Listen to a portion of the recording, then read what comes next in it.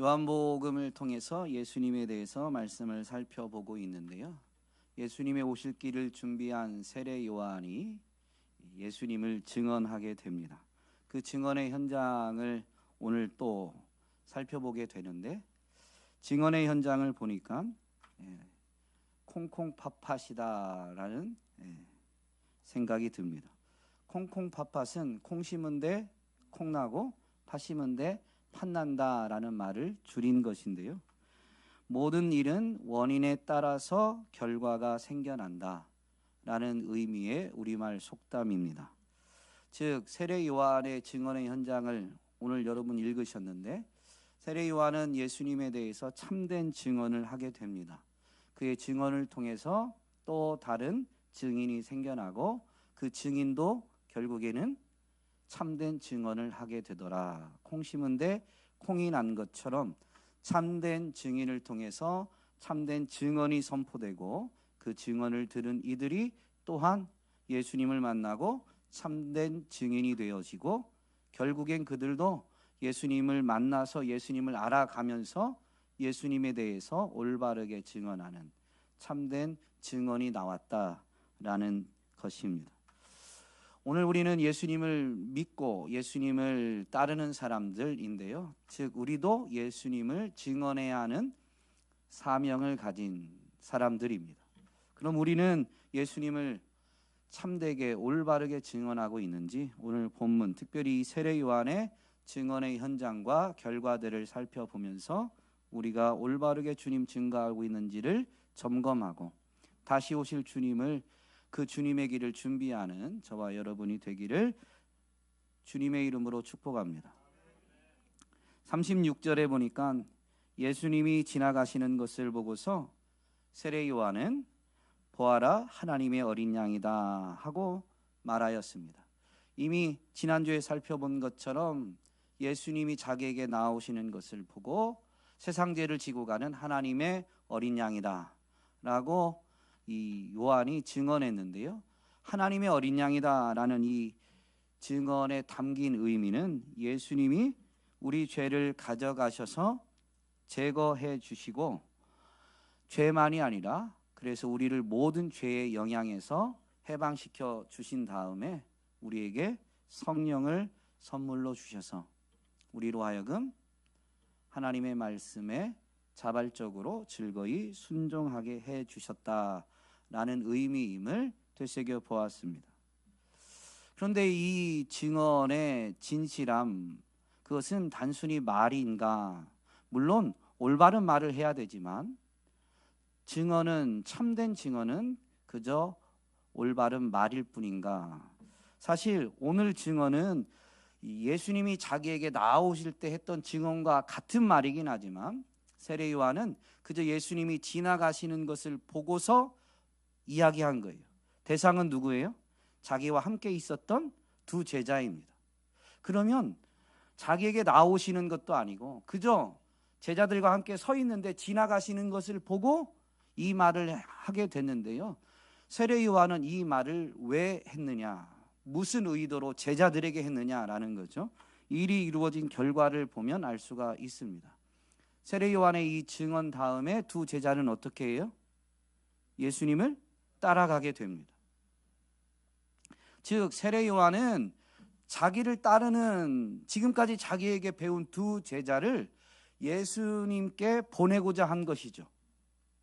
여러분, 세례 요한이 예수님에 대해서 참된 증언을 할 때, 지난주에 살펴본 것처럼 참된 증언을 하려면 증언해야 될 그 대상, 그 사람에 대해서 올바로 알고 있어야 됩니다.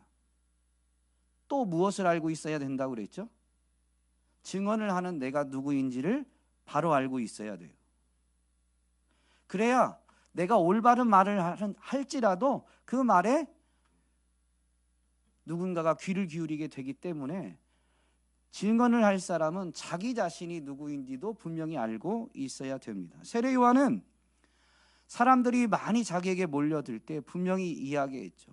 아니, 서론에서 세례 요한에 대해서 세례 요한은 참빛이 아니요 빛에 대해서 증언하러 온 사람이다. 그리고 사람들이 자기에게 몰려올 때 요단강에서 낙타털 옷을 입고 이적을 행하면서 하나님 나라를 선포하니까 그리스도를 기다렸던 당시 사람들이 세례 요한이 그리스도가 아닐까 기대하게 됐습니다. 그는 자기에게 찾아와 묻는 사람들에게 분명히 답변하죠. 나는 그리스도가 아닙니다. 즉 자신은 참빛이 아니요 말씀이 육신이 되어 우리 가운데 오신 그 그리스도이신 그분이 아니다. 즉 말씀이 아니다. 자기는 뭐라고 그랬어요? 소리다라고 분명히 증언했습니다. 그런데 그 의미, 말씀이 아니고 소리다, 참빛이 아니고 빛에 대하여서 증언하는 자다라는 그 정체성에 분명히 어떻게 자신이 이 행동을 해야 될지가 포함되어져 있는데, 소리는 말씀을 전하고 나면, 메시지를 전달하고 나면 소리는 어떻게 해야 돼요? 사라져야 되죠. 당시 복음을 전했다, 말씀을 가르쳤다라고 한다면 사람들이 자기를 많이 따라올수록 자기의 명성은 높아지고 자기의 어떤 이 가치도 높아지는 거죠. 그런데 지금 세례 요한은 예수님을 만나고 나서 예수님을 드러내면서부터는 자기는 이제 사라져야 됨을 분명히 알고 있었어요. 그래서 지금 함께 있는 제자를 어떻게든 예수님을 따르게 만들고자 한 거죠. 그래서 예수님이 자기와 만남을 갖기 위해서 자기에게 나오시는 게 아니고 지금 지나가시는 거예요. 지나가시는데도 불구하고 제자들에게 말하는 거죠. 저분이 하나님의 어린 양이다. 여러분, 순회 설교자, 순회 교사가 돌아다니면서 이렇게 말씀을 전하는, 가르치는 사람이 자기 제자를 다른 사람한테 보낸다라는 것은 자기 명성을 포기하는 거고 자기 이익을 포기하는 거예요. 여러분, 예수님을 증언하기 위해서 무조건 이득 없이 살라, 그 의미가 아니라요. 예수님을 더 분명히 드러내기 위해서 자기 이익을 포기할 수도 있어야 된다라는 거죠. 그럴 때에 그 증언의 진정성이 드러나게 되는 겁니다. 그래서 이 세례 요한의 증언의 현장을 보면 참된 증언은 단순히 예수님에 대해서, 예수님이 하나님의 어린 양이다, 예수님이 하나님의 아들 그리스도다라는 말만이 아니라 행동, 삶까지가 참된 증언이다라는 것을 분명히 확인하게 됩니다. 오늘 우리는 예수님을 증언해야 됨을 알고는 있는데 정말로 참된 증언을 하는 참된 증인인가? 세례 요한의 증언의 현장을 통해서 지금 되새긴 것처럼 우리는 예수님을 드러내고 예수님을 높이기 위해서라면 나의 이득을 포기하고 나의 명성을 내려놓고, 아니 나는 사라지더라도 정말로 예수님을 드러내고 높이고자 하는가? 인생은 선택의 연속입니다. 삶이 동반되지 않으면 참된 증언이 아닌데요, 그 삶은 선택의 연속이에요. 그러면 우리는 선택의 순간에 정말로 모든 기준이 예수님을 드러내고 예수님을 높이는 것이 기준이 되는가? 오늘 내가 점심을 먹을 때 된장찌개를 먹을까, 김치찌개를 먹을까? 여러분, 뭐를 드세요? 뭘 드실 거예요?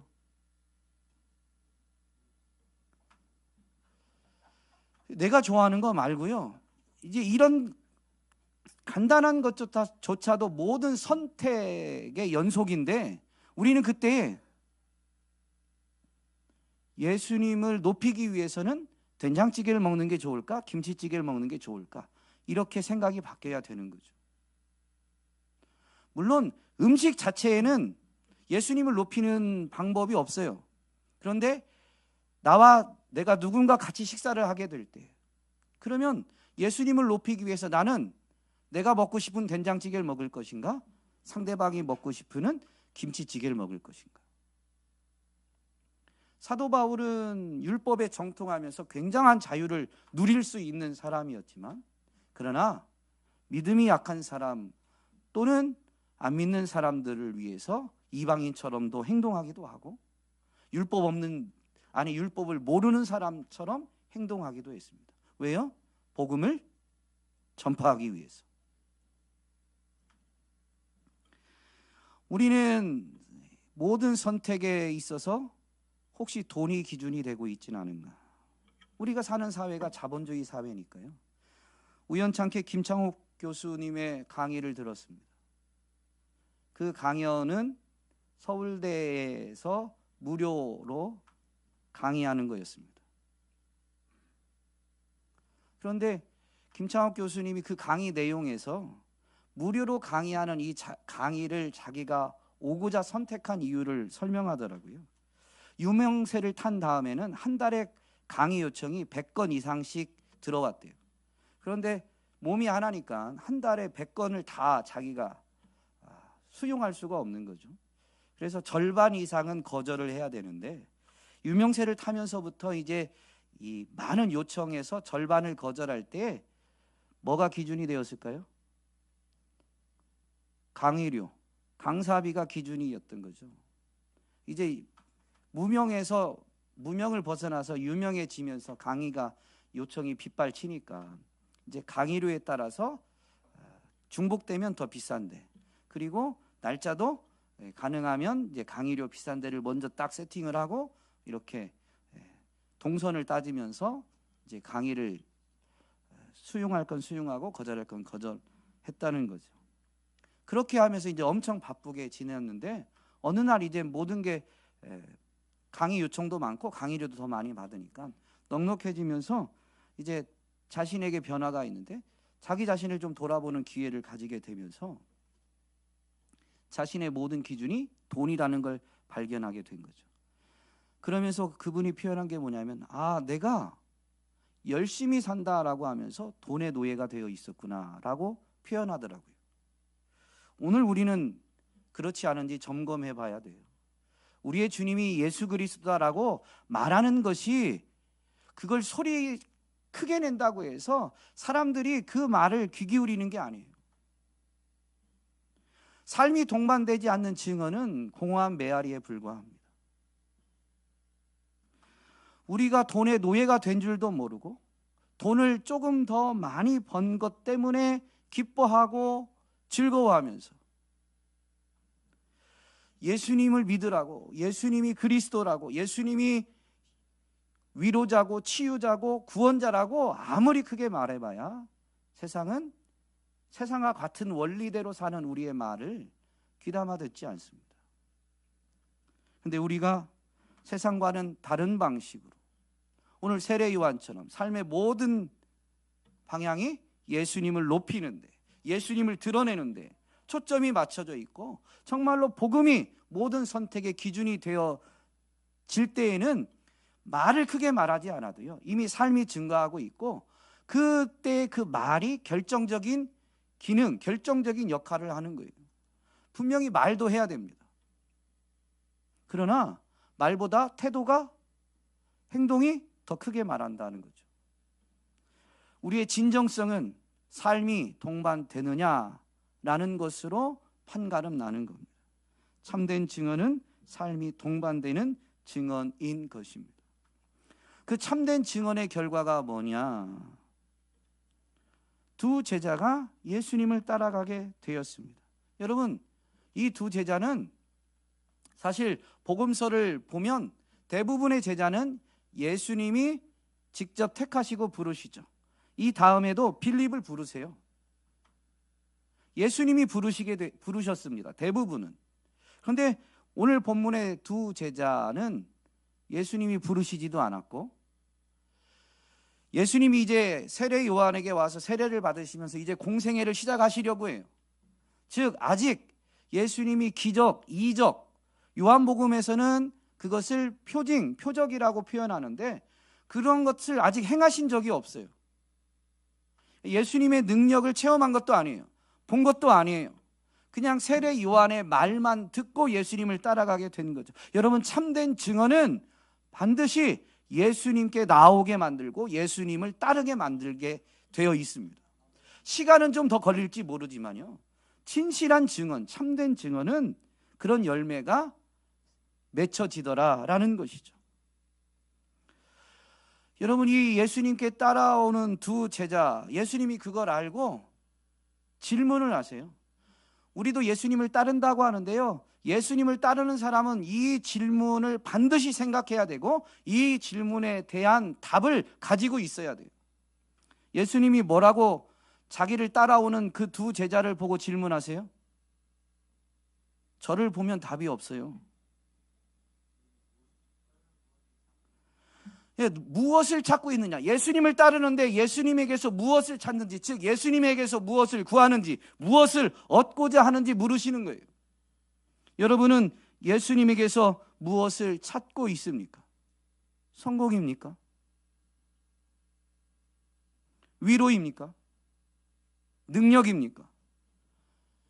예배 자리에 나와서 기도할 때 대표 기도하시는 분들도, 또는 기도에 와서 개인 기도하시는 분들도 주님께 위로나 능력을 베풀어 주시기를 구한 적이 많이 있을 거예요. 그걸 구하는 게 잘못됐다는 게 아니라요, 예수님을 따르는 궁극의 목적이 나의 성공이나 예수님께 위로받는 데 있다면 여러분, 그것은 복음을 올바로 깨달은 게 아닙니다. 그래서 여전히 내가 주인인 거예요. 나를 위한 거예요.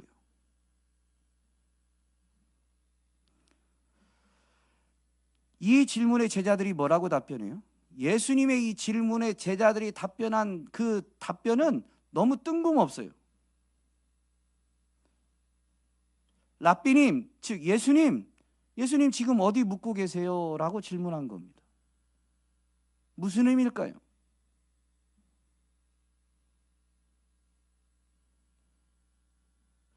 예수님이 어디 묵고 계시느냐라고 오히려 반문했죠. 이 질문의 의도는 그 다음에 이들의 행동을 보면 알 수가 있어요. 예수님이 와서 보아라 라고 답변해 주시니까 그들이 따라가서 예수께서 묵고 계시는 곳을 보고 그날을 그와 함께 지냈다. 여러분, 문자 그대로만 본다면 랍비님 어디에 묵고 계십니까? 예수님이 와서 보라. 그래서 따라갔어요. 아, 예수님이 머무시는 저기가 신라 호텔이네. 그러면 거기 묵고 계시는 걸 따라가서 보았어요. 그러면 문자 그대로라면, 이 의미가 문자 그대로라면 신라 호텔에 묵고 계시는 걸 가서 보았으면 답을 얻은 거예요, 못 얻은 거예요? 문자 그대로 얻었잖아요. 어디에 묵고 계신지 봤잖아요. 신라 호텔. 그러면 답을 얻었으면 그게 진짜 이 질문의 전체 의도면 답을 얻었으면 돌아가는 게 맞아요. 근데 그렇게 안 돌아갔어요. 어떻게 했어요? 그날을 그와 함께 지냈다. 여러분, 예수님이 어디 머물고 계십니까? 이 질문은 예수님이 계신 곳에 우리도 가서 예수님과 함께 지내고 싶어요 라는 의미입니다. 룻기를 보면 이 나오미가 유대 땅에 예루살렘에 기근이 들어서 기근을 해결하려고 이방 땅으로 가죠. 그래서 가족이 다 이주했다가 거기서 눌러 살고자 하는데 며느리까지 얻었습니다. 그런데 그 땅에 기근이 들고 그 생활을 하다가 아들도 남편도 다 죽어요. 그 땅에 기근이 드니까 다시 고향으로 돌아가려고 하죠. 그때 이제 며느리 둘은 있지만 아들이 다 죽었으니까 며느리 둘에게 그 이방 땅에서 결혼한 이방 여인들이니까 너희는 너희 고향으로 가라, 돌아가라. 그러니까 오르바라는 이 여인은 시어머니 나오미의 권면을 듣고 돌아가게 됩니다. 룻은 어떻게 해요? 나오미가 계속 강권하는데 룻이 이렇게 고백해요. 나더러 어머님 곁을 떠나라거나 어머님을 뒤따르지 말고 돌아가라고는 강요하지 마십시오. 어머님이 가시는 곳에 나도 가고 어머님이 머무시는 곳에 나도 머무르겠습니다.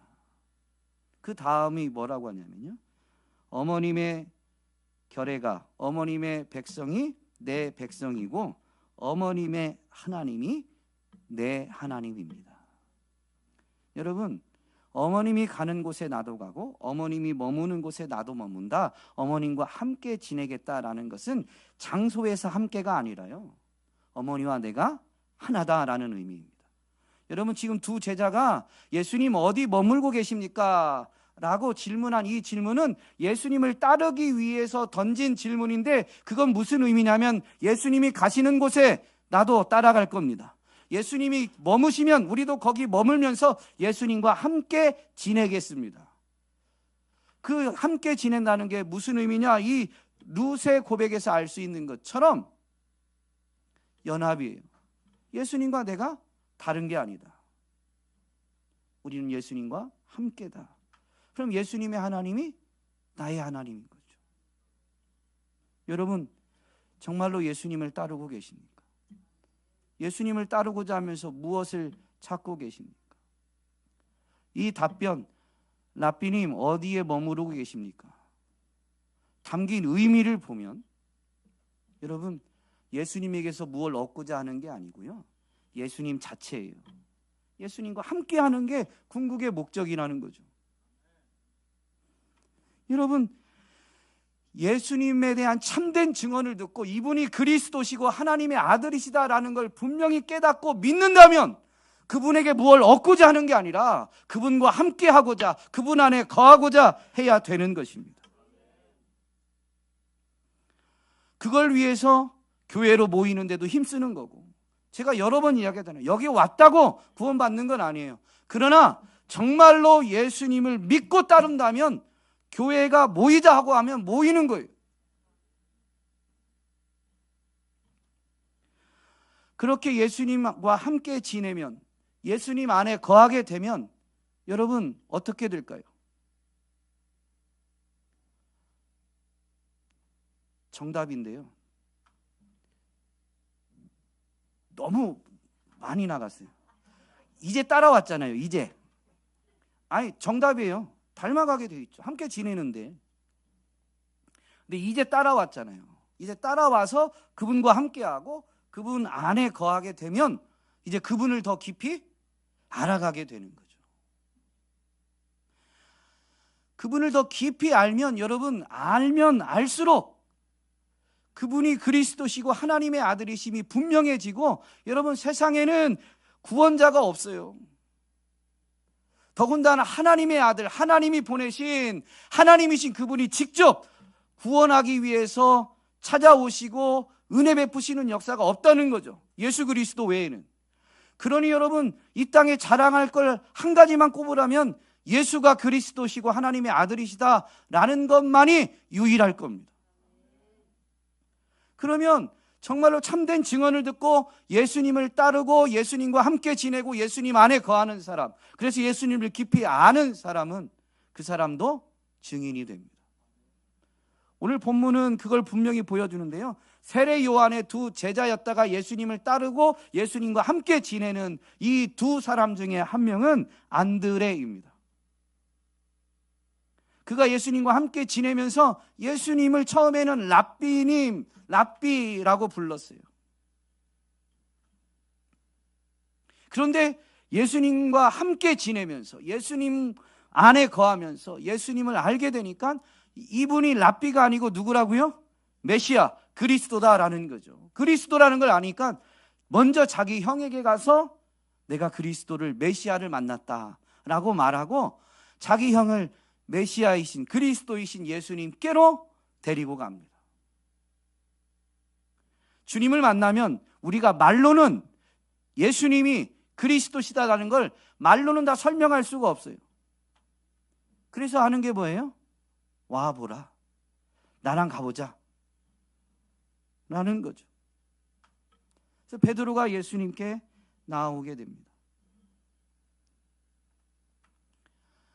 베드로의 이름은 예수님을 만나고 바뀐 거예요. 처음엔 시몬이죠.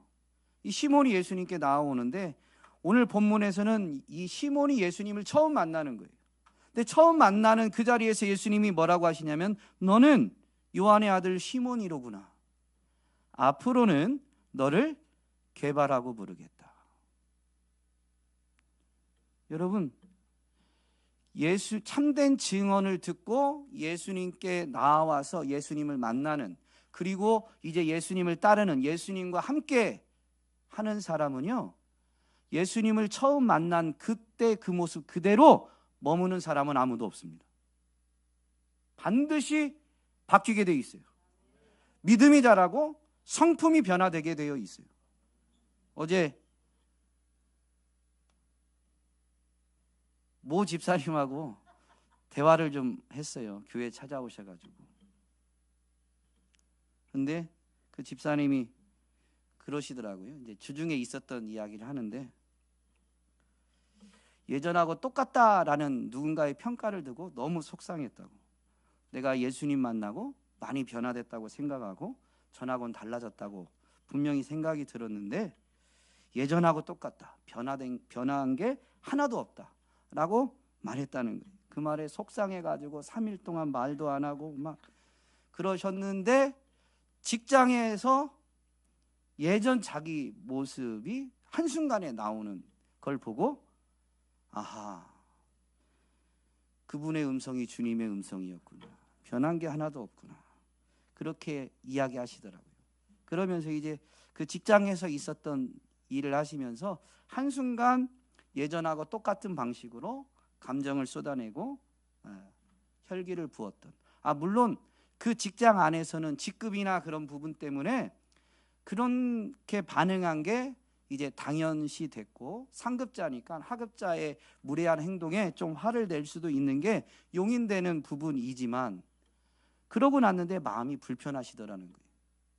그래서 제가 말씀드렸죠. 그게 변화된 거다. 아닙니다, 목사님. 그걸 못 참고 그냥 하더라고요. 본인은 계속 그러시는데, 여러분 그게 변화된 거예요. 그래가지고 어떻게까지 변화됐냐면, 그분이 나중에 이제 전화상으로 그랬는데, 그분에게 전화해가지고 그 전에 이렇게 조금 화를 냈던 게 미안하다라고까지 이렇게 인사를 건넸다라고 하시더라고요. 여러분, 상급자가 하급자의 무례한 행동에 화를 내놓고 또 지나서 뉘우치고, 미안합니다, 그때 내가 좀 화를 냈는데 미안합니다, 이렇게 이 용서를 구하는 부분이, 여러분, 예수님 만나고 변화됐기 때문에 이루어지는 가능한 일입니다. 혈기를 부리는 부분도 분명히 전보다 줄어들었습니다. 우리는 예수님 만나고 예수님 안에 오래 거했다고 해서 우리가 아직 이 몸을 가진 채로는 예수님과 똑같이 할 수는 없어요. 그러나 분명히 처음 만날 때보다는 반드시 변화되게 되어 있습니다. 그런데 여러분, 그런 변화, 그리고 그렇게 속상해하고 아파하면서 예수님을 닮고자 하는 그 방향성, 그게 우리의 삶이 예수님을 가리키는 거예요. 우리가 예수님과 똑같은 모습이 돼서 세상에게 예수님 이런 분이다라고 보여줄 수 있으면 너무 좋겠지만, 여러분, 우리 힘으로는 불가능입니다. 그러나 그런 방향성을 계속 잃지 않고 있으면 우리를 바라보는 이들이, 저 사람은 도대체 왜 저런 방식으로 살까 보니까 저 사람은 예수님 믿고 예수님 따르려고 애쓰는 사람이야. 그래서 그 사람, 그 방향을 보고 그 사람을 이끌어 가시는, 그 사람이 따라가고자 하는 예수님이 보여지게 되는 겁니다. 삶은 예수님을 말하는 게 아니라 예수님을 보여주는 거예요. 예수님을 보여줬을 때 우리와 예수님의 간격이 좀 멀기 때문에, 그 간격이 크기 때문에 여러분, 결정적으로는 반드시 말을 해야 돼요. 내가 믿는 분이 예수님이다. 난 예수님의 말씀대로 살고자 애를 쓰지만, 사실 나는 그 말씀을 100%, 아니 100%는 뭐 어제 대화 나눈 분으로 치면 그냥 조금 말씀에 순종하다가 못하다가 그러는 정도다. 솔직하게 고백하면 돼요. 그런 증언이 예수님을 바라보게 만들고, 그 증언이 누군가를 예수님을 보게 하면 그 사람은 예수님 앞으로 나아가기를 원하게 되어 있죠. 모든 사람이 그렇다는 건 아니에요. 그러나 반드시 참된 증언은 누군가를 예수님께로 인도하게 되어지는 역사가 일어나게 되어 있습니다. 그리고 그 사람이 예수님께 나오면 안드레를 통해서 또 증언이 있고 그 증언을 통해서 또 다른 누군가가 증인으로 세워지는 것처럼 반드시 증인으로 세워지게 되어 있는 거죠. 여러분, 우리의 완벽하지 않음 때문에 속상할 게 아니라요, 방향을 잃어버리지 않았나라는 부분에 대해서 우리는 진중하게 질문을 던져야 하고, 방향을 잃지 않았다면 여러분, 변함없이 우리를 용서해 주시고 사랑해 주시는 그분의 사랑과 은혜를 힘입어서 계속 그 방향으로 한 걸음 한 걸음 나아가시면 됩니다. 그러면 여러분은 참된 증인이 되는데요, 오늘 본문에서 보면 안드레보다 시몬, 베드로가 훨씬 당시에도, 더군다나 역사가 지난 오늘날에도 베드로가 훨씬 더 영향력 있고 유명한 사람이죠. 안드레를 소개할 때도 시몬 베드로의 형제간이라고 설명을 붙일 만큼 당시에도 안드레보다는 시몬이 훨씬 명성이 있고 영향력이 있었습니다. 그런데 안드레를 통해서 시몬이 베드로로 바뀌게 되는 거예요. 그 베드로가 초대교회의 위대한 사도가 되죠. 여러분, 오늘 우리가 참된 증인으로 살아가는 우리의 삶은 어쩌면 이름 없이 빛 없이 누군가에게 알려지지도 않고 미비할 수도 있습니다만은, 그러나 우리의 증언을 통해서 하나님이 이루실 일은 우리 수준을 언제든지 뛰어넘을 수 있고 뛰어넘어서 역사하십니다. 여러분, 상상을 해보면 천국에서 복음이 전해진 순서대로 쓰면 시몬 베드로가 대단하지만 시몬 베드로는 누구 뒤에 줄 서야 돼요? 안드레 뒤에 줄 서야 돼요. 그래서 주님 앞에 서서 상급 받을 때를 생각해 보면 오늘 우리의 모습 때문에 좌절할 게 아니라요, 나는 연약하지만 예수를 말하고 전하려는 몸부림치는 나의 삶을 통해서 하나님이 역사하시면 나를 통해서 이루어지는 일이 내 뒤에서 어떻게 이루어질지는 나는 알지 못하지만 하나님의 크신 만큼 놀라운 역사가 이루어질 수 있다는 것을 분명히 믿음으로 바라보시면서 오늘도 곁길 가지 않고 예수님 바라보고 예수님 따라가는, 예수님을 말하는 저와 여러분이 될 수 있기를 주님의 이름으로 축복합니다.